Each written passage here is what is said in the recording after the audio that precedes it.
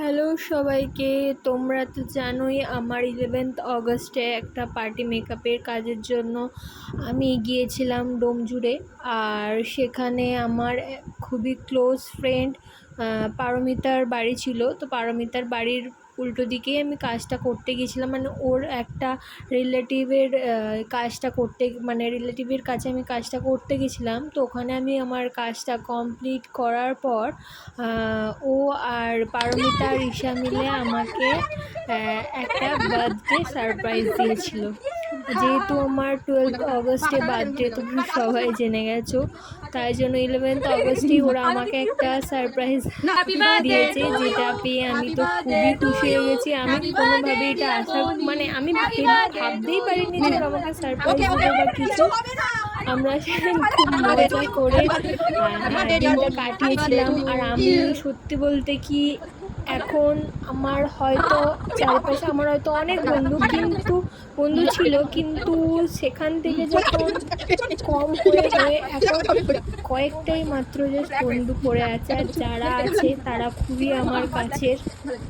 আর এই দেখো, ওরা আমাকে একটা সুন্দর ব্ল্যাক কালারের কুর্তি গিফট করেছিল আর একটা ব্যাগ গিফট করেছিল, যেটা আমার খুব পছন্দ হয়েছে খুবই বেশি।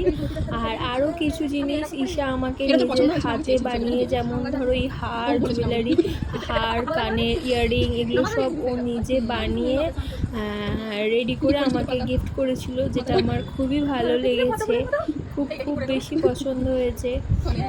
তো আমি তো ওদের পেয়ে খুব বেশি ভালোভাবে ব্লেসড।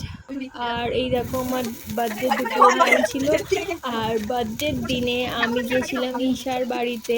তো সেখানেও আমার বার্থডে সেলিব্রেট হয়েছিল, 2 দিন ধরে বার্থডে সেলিব্রেট করা হয়েছিল।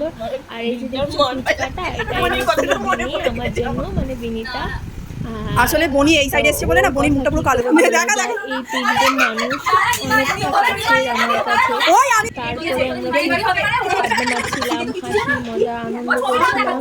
তারপরে ফুচকাটা খেয়ে নেবার পরে আমরা একটু চাউমিন আর যা কিছু খাবার ছিল খেলাম। আর এটা ছিল আমার গিফট, আমার স্পেশাল কিন্তু ওটার ভিতরে এখন ছোট ছোট অনেক আছে থেকে পাওয়া গিফট। আর কেকটাও ও এনেছিল।